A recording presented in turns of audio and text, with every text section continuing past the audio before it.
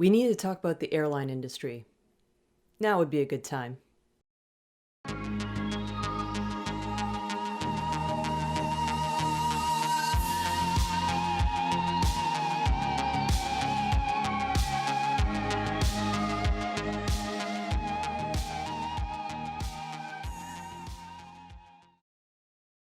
So the reason why I wanted to talk about Canada's airline industry is because I think the recent COVID-19 crisis has highlighted a lot of issues that the airline industry in this country has had, particularly in its dealings with customers.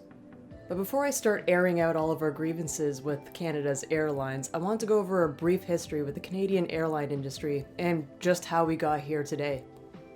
Trust me, it won't be boring that much, and it will actually give a lot of context to why we see some of the issues with the industry and with domestic flights in this country, given the major players in the industry we're seeing today.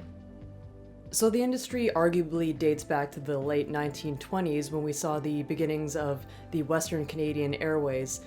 The regulation for non-military aviation in Canada dates back further than that, but if you want to actually talk about the first technical airline, then that's a good place to start. The problem with being founded in the late 1920s is that as soon as the industry took wing, it was slammed by the Great Depression. In fact, the impacts of the Great Depression were so severe on the Canadian airline industry that the federal government wanted nothing to do with it. They weren't funding it, they just kind of left that to the wayside. So any tasks that they took on, including aerial photography and mail delivery, was mostly taken on by the military at the time.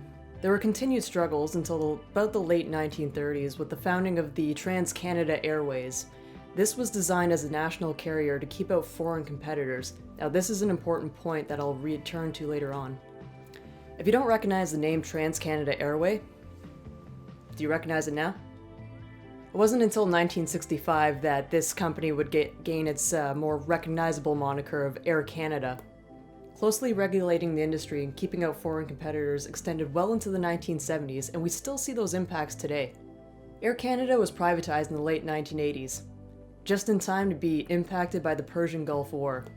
The 1990s was a decade of strategic changes in leadership and the way it formatted its company, mostly just to fight back against these downward impacts. But the 90s was also a time when a new player entered the race: WestJet. At the time, it marketed itself as a low-cost alternative to Air Canada, which shows that there was an appetite for more affordable domestic travel in the country.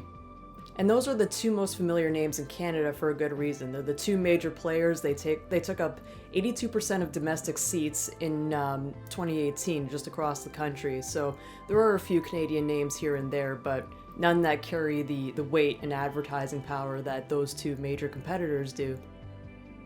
In the early 2000s, WestJet had its own expansion, not only domestically, but it actually had international flights as well. This was at the same time that Air Canada was filing for bankruptcy protection. It's something that they would have come out of 18 months later. For years, these companies actually enjoyed a lack of foreign competition, even when Bill C-49 was included to increase foreign ownership rights in airline companies, but it actually still restricted foreign competitors operating within the airline carrier space.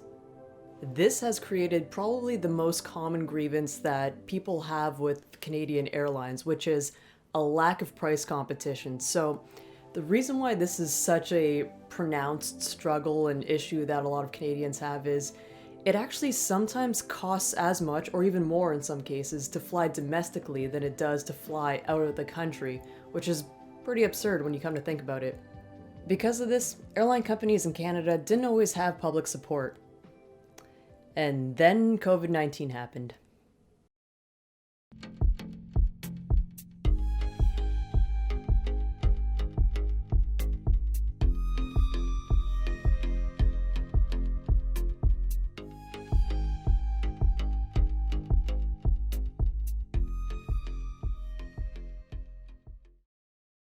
I'm going to say something that probably won't surprise a lot of people.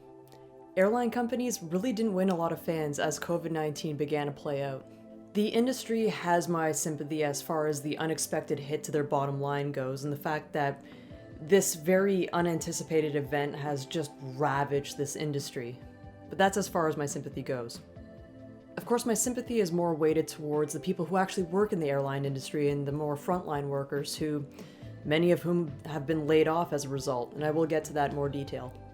When the Prime Minister ordered Canadians to come home mid-March, especially before the March break, people were in a mad scramble to come back to their home country.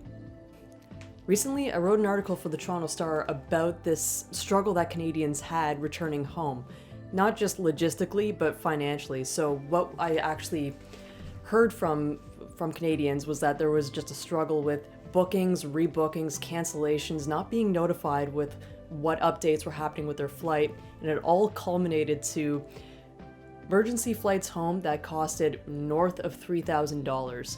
That's right, that's a one-way flight that actually cost more than $3,000 in many cases. So with the Canadians I spoke to, they had flights that actually cost less, and they were very eager to get on these flights to go home, but then those flights would be canceled and then rebooked with something that cost twice or more than twice as much. I don't know what you call that except for price gouging. When I released this article, not all the responses were sympathetic, and a lot of people said, well, during a pandemic, they shouldn't have traveled in the first place. I completely understand that if you went away from March break, or given the knowledge of this expanding pandemic and you decided to fly out of the country, yeah, I have a little bit less sympathy for the people who did that. But the Canadians I spoke to had been out of the country since February, either on vacation or for business, so I would argue that they didn't really have much of a warning that this would take place. They couldn't really foresee these circumstances. When I spoke to the airline industries for a response to this problem, they cited supply and demand as being the reason for the sudden surge of prices. So a lot of Canadians suddenly want to get home, and then the price just jacks up. And look, I understand supply and demand, but what I don't understand is why the cheaper flights were canceled and swiftly replaced by flights that cost twice as much. To me, this COVID crisis highlights an already very prominent issue with the airline industry in Canada, and that's the fact that it just gouges consumers who are looking for one-way flights either across the country or to come home. So a lot of people have been calling this move by the airline industry opportunistic, and I could definitely see what they're arguing with. To me, the airline industry's response to the COVID crisis highlights the extreme version of an already prominent problem with Canada's airlines, and that's the fact that they price gouge their consumers. Especially in a time of strain, we see a more extreme version of that price gouging go even further. And it seemed like all the major airlines were responsible for this. So we had Air Canada that was responsible, WestJet, Swoop I heard as well, and Air Transat. So it didn't seem like there was a single airline carrier that actually didn't kind of try to find some opportunity here. And when it comes to the people who do right during the COVID crisis and the people who find it as an opportunity to make a little bit more money, I think this is the case that Canadians won't forget anytime soon. And I understand in the grand scheme of things, the airline industry will come out of this much more wounded and much more impacted than most other industries, but I don't see a reason to actually do this by people who are just desperate to get home.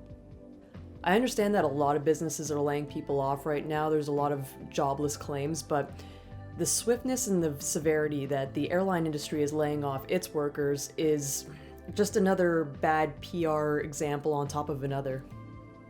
In a time of great economic upheaval, everybody's asking for federal financial aid, particularly the airline industry.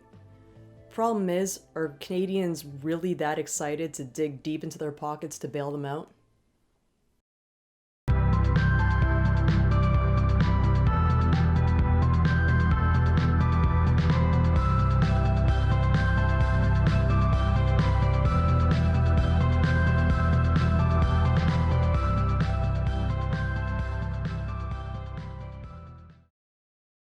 There's no doubting that the global airline industry is suffering monumentally right now. The International Air Transport Association, which is headquartered in Montreal, is asking for between $150 and $200 billion. That's a steep figure even for the worldwide industry, but as this unfolds even further, I believe that figure will actually get a lot larger. Before this whole crisis unfolded, Canada's airline companies were actually pretty well positioned to absorb an impact. Maybe not one this large, but Air Canada was actually doing very well on its balance sheet, of course setting aside that bankruptcy protection in the early 2000s.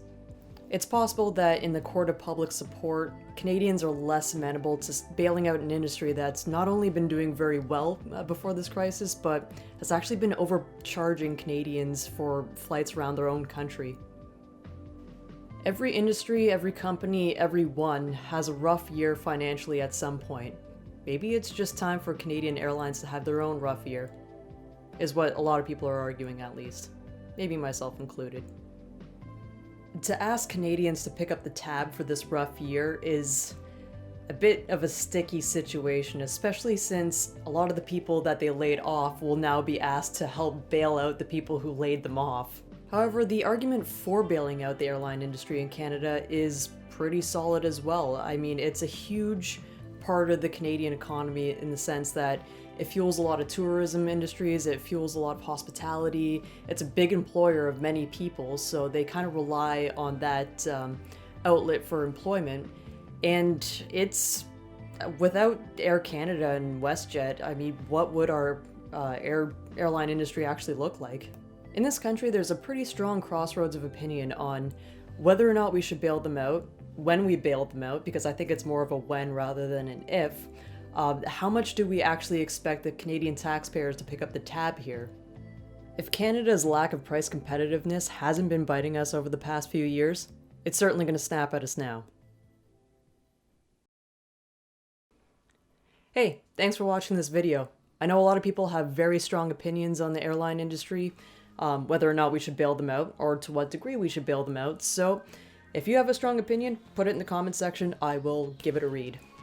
Also like this video, only if you liked this video, and subscribe, well, but only if you think I deserve it. This is Stephanie Hughes, signing off.